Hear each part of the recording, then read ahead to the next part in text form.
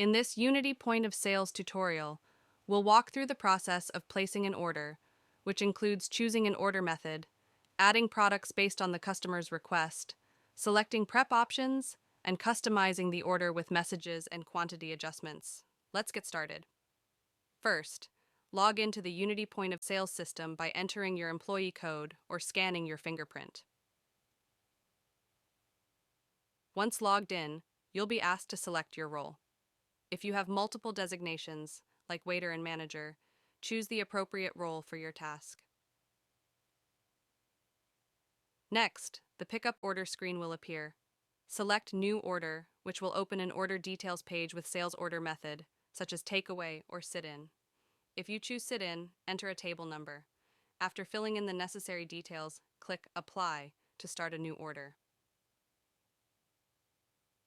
Now, let's select products. Navigate through the departments on the left side of the screen, where you'll find product categories. Products may be in a single department, such as the Toasties department, whilst cold beverages are linked to a sub-department, breaking it further into cold drinks, juices, and milkshakes. Choose the desired product from the available options. For certain products, like a cappuccino, the barista will need specific instructions. Some instructions are required and some are optional.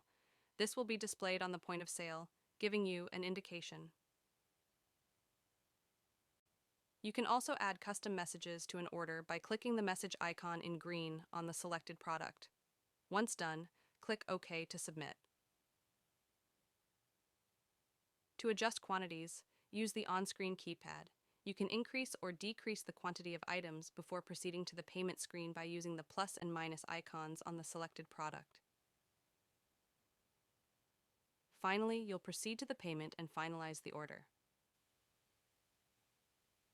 Choose a payment method: cash, credit card, or promotions. Enter an amount, with or without tip, to complete a sale. That's it. Your bill is completed.